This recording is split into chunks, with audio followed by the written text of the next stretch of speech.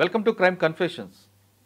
గతంలో గ్రామాల్లో పరిస్థితి ప్రభావం లేదా భావజాల ప్రభావంతో కొంతమంది యువకులు అడవిబాటు పట్టారు.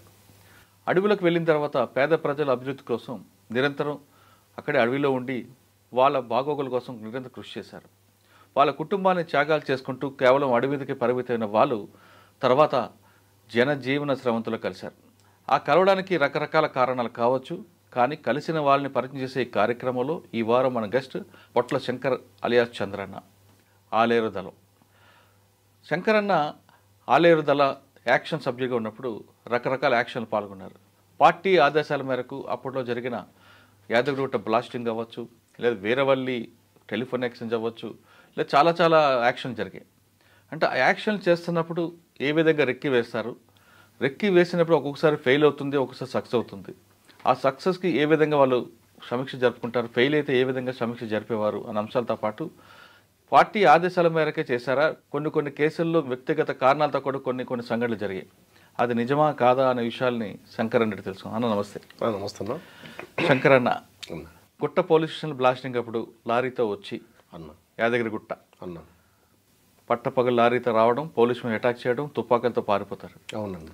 అప్పట్లోనే డిఎస్పీ గారు, ఎస్ఐ గారు అందరూ కూడా ఆ లారీ వెనక్కి చేసుకుంటూ రావడం, ఆ లారీ మీరు ఒక దగ్గర వదిలిపెట్టి ట్రాక్టర్లో ఆ తుపాకులు తీసుకొని పారిపోవడం, అవును. తర్వాత మీరు బీబీ నగర్ దాటి ఆ మూసీ నది ఒడ్డులో అక్కడ పోలీసు ఆంబుష్ వేస్తే మీరు అక్కడ దొరికిపోవడం, మొత్తం తుపాకులు అన్నీ కూడా దొరకడం. ఆ 48 గంటలు ఆంధ్రప్రదేశ్ రాష్ట్రంలో ఒక సెన్సేషన్ అది. పోలీస్ స్టేషన్ మీదకి అటాక్ చేసి తుపాకులు వెతికి వెళ్ళిపోయిన సంఘటన అది చాలా పెద్ద ఇష్యూ అయింది. అవునండి. ఆ సంఘటన ముందు రెక్కి వేశారా, లేదు పార్టీ ఆదేశంకి అప్పటికప్పుడు నిర్ణయం తీసుకున్నారా అనే అంశంతో పాటు మీరు యాక్షన్ టీంలో చేస్తున్నప్పుడు నల్లమల్ల వీరవల్లి ఎక్స్చేంజ్ అవ్వచ్చు, లేదు చాలా సంఘటనలు జరిగాయి.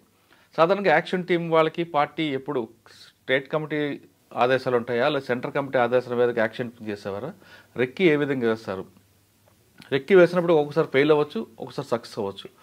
మీరు రెక్కి వేసిన తర్వాత సక్సెస్ అయినవి యాదగిరిగుట్ట పోలీస్ స్టేషన్, రెక్కి వేసిన తర్వాత ఫెయిల్ అయినవి ఏమున్నాయి, ఈ విషయాలు చెప్పే ముందు శంకరన్న ఎందుకు అడవిలోంచి బయటకు వచ్చారు, అసలు అడవిలోకి వెళ్ళడానికి ప్రధాన కారణం ఏంటి, శంకరన్న కుటుంబ నేపథ్యం చెప్పండి. అన్న, మాది ఫస్ట్ మొన్న యాదగిరిగుట్ట మండలం ఉండే అన్న. ఇప్పుడు కొత్త మండలం మీద మూటకుండ్ర మండలం, మూటకుండ్ర విలేజ్ మాది. మేము చిన్న ఉన్నప్పుడు మాది గుడిసె, మాకు తింటాదని కూడా తిండి లేకుండా పరిస్థితుల్లో. మాకు స్కూల్లో అంటే అమ్మ నాయన కుటుంబ పోషణకు హైదరాబాద్ షిఫ్ట్ అయినాం. మా బాల్యం అంతా మోజే మార్కెట్లో అమ్మ పన్ను మోసేది, నాన్న దివాన్ దేవుడిలో అమలు పని చేసేది. మా చెల్లె నేను మా అమ్మ పన్ను మోసుకుంటే మేము మార్కెట్లో ఆడుకునేది. ఉండేది మంగళాట్ నుంచి బేగం బజార్కి వచ్చాను. అట్లా కొద్ది రోజులు గడిపింది. మా చదువు లేదు అప్పుడు. సరే అంతో ఎంతో గోషమ స్కూల్లో కొద్ది రోజులు పంపించారు. అక్కడి నుంచి మేము మళ్ళీ ఊరికి వెళ్ళిపోవచ్చు వచ్చింది. స్టడీ కొంచెం గ్యాప్ జరిగిందన్న. ఇంకా అక్కడ ఇక్కడ ఇబ్బంది అవుతుంది కాబట్టి మళ్ళీ మేము విలేజ్కి వచ్చేసి విలేజ్లో మళ్ళీ అక్కడ ప్రైమరీ స్కూల్కి పంపించారు. లేట్గా పంపించారు. ఎక్కడ చదువుకున్నావు, ఎట్లయినా స్కూల్లో జాయిన్ చేసుకున్నంటే అందులో ఒక సార్ ఉండి, హే చదువు ఖరాబ్ అవుతుంది బాబు వద్దు అని జాయిన్ చేయించుకోరు. ఉన్నాం. మేము గుడిసెలో ఉన్నప్పుడు ఇల్లు మొత్తం కురుస్తుంటే ఇంట్లో మొత్తం కుండలు పెట్టేది. మేము పెంకుటిన్లు ఎవరైనా ఉంటే అమ్మ నాయన నేను చెల్లె కలిసి జోరబొంతలు చేపలు, ఈత కమ్మతో అనుకున్న చేపలు కప్పుకొని ఆ ఇంటికి పోయేసి అప్పటికి తడిసిపోయేది. ఎవరైనా పడుకోండి స్థలం ఇవ్వండి ఇంట్లో అంటే ఆడ సాయమల్ల పండుకోండి, ఆడ పశువు కట్టేసి పొయ్యిల కట్టెలు ఉండేది, ఆడ పడుకోరు అంటే అమ్మనాయన దగ్గరికి సల్లుకి ఇట్లా అడ్డం పెట్టి అమ్మనాయన మీద నేను మా చెల్లె పడుకుని అట్లా గడిపినాం.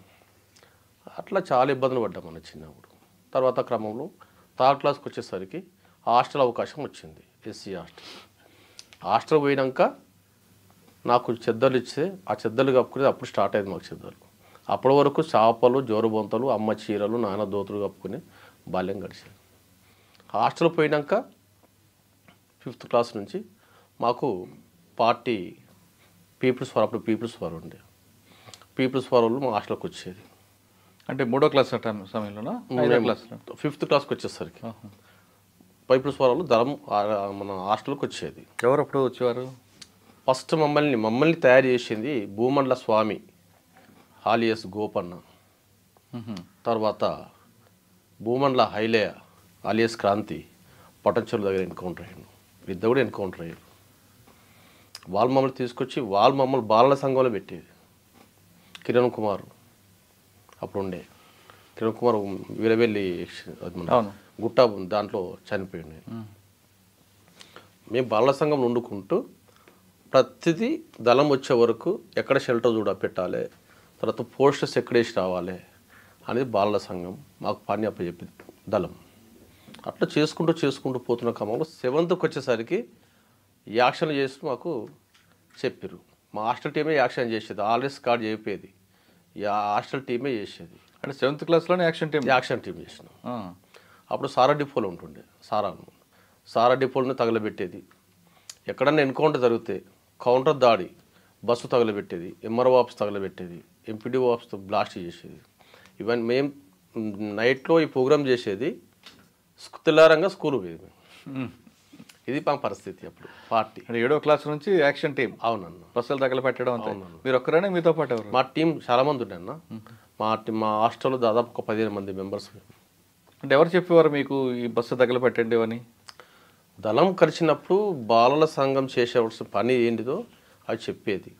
బాలల సంఘంకు మేము కొంచెం పెద్దగా అయిపోయినా మా జూనియర్లు ఉంటారు కదా, మేము బాలల సంఘంకు పెట్టేసి మేము కొన్ని యాక్షన్ టీం ప్లాన్ చేసేది మేము ఉండేది. యూత్ కమిటీకి వచ్చేది.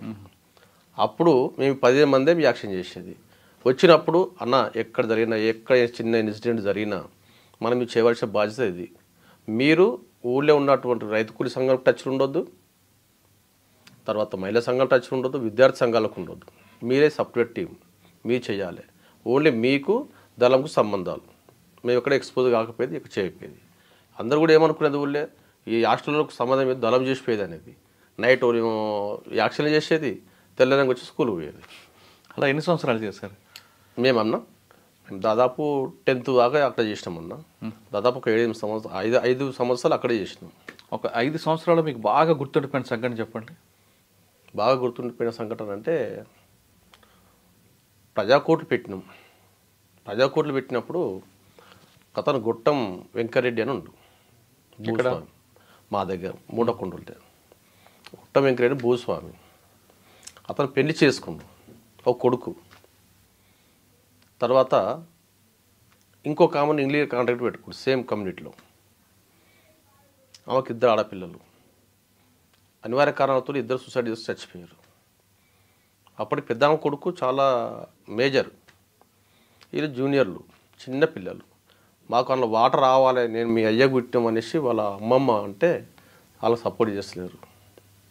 అప్పుడు ఆ ఇష్యూని తీసుకొని ఆ పిల్లలు, చిన్న పిల్లల్ని ఎత్తుకొని వాళ్ళ అమ్మమ్మ మా దగ్గరికి వచ్చింది. హాస్టల్కి వచ్చారా? మా దగ్గరికి వస్తే మేము స్వామన్న మేము అందరం కలిసి దళం పోయి వాళ్ళని పిలిపించినాం. సపోర్ట్ చేయలే. దీని వెనుక మూలం ఎవడుండు, పలానా వ్యక్తి. మేము అతను తీసుకొచ్చి ప్రజాకోర్టులో శిక్షించినాం. ఇతను శిక్షిస్తే వాళ్ళు దిగొచ్చారు. దిగొచ్చి ముగ్గురికి 3 వాటాలు ఇప్పించినాం. ఆ ముగ్గురికి 3 వాటాలు కనుక మేము ఇప్పకపోతే ఆ పిల్లలు ఈరోజు ఎటువైదురో ఏమో తెలియదు. మేము ప్రజల సమక్షంలో ప్రజాకోర్టు మీద న్యాయబద్ధంగా మేము చేసినాం కదా. ఇవాళ వాళ్ళు కోటీశ్వర్లు అయ్యారు. వాళ్ళు ఒక్కొక్క బిడ్డకు 100 ఎకరాల తోటలో కొనుక్కురు వాళ్ళు. ఆ రకంగా సెట్ అయ్యారు.